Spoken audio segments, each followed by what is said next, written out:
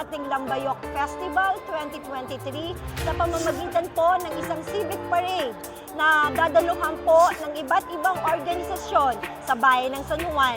Pagkatapos po nito, may uron po tayong Holy Mass bilang pasasalamat po sa ating Panginoon at sa San Juan Nepomuceno sa patuloy na paggabay sa ating bayan.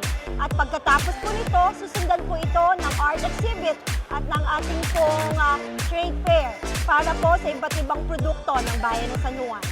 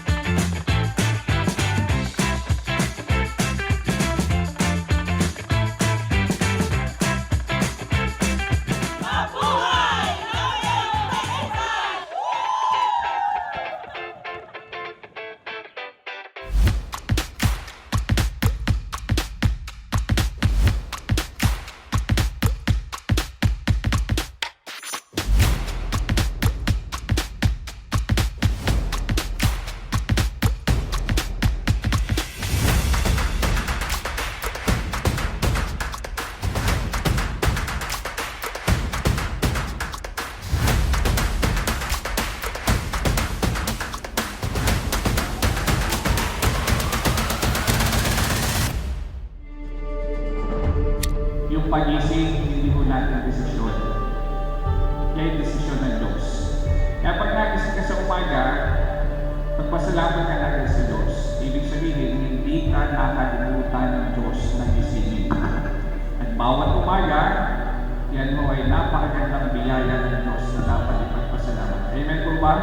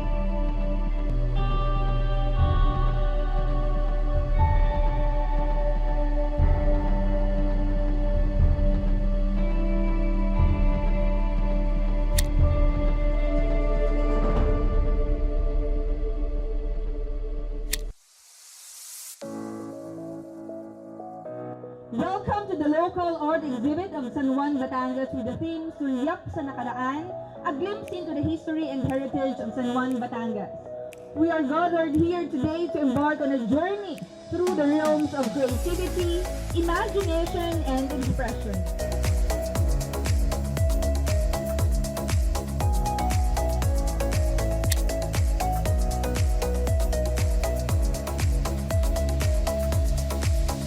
As a student po, sobrang napakalaki po ng impact na binigay po ng art exhibit na ito sa 175th Foundation Day Celebration ng San Juan. Kasi alam po natin na masyado nang nahuhook ang mga kabataan sa social media at nakakalimutan na po nila ang culture ng San Juan.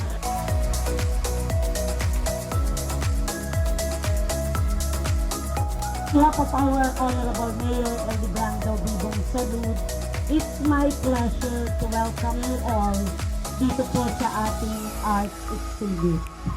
At ito'y isa na namang pagpapatunay na pag nagsama-sama ang talento ng taga San Juan, ng San Juaneño, mapapatunayan natin hindi lamang sa buong Pilipinas, kundi globally na ito ay competitive.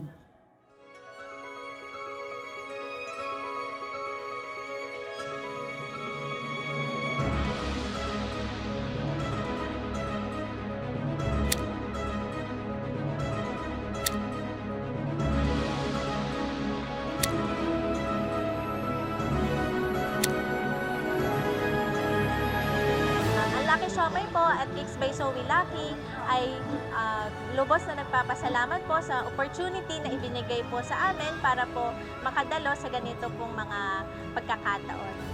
Sa pamamagitan po nito, nasa-showcase po yung pong mga produktong natatangi po dito sa San Juan.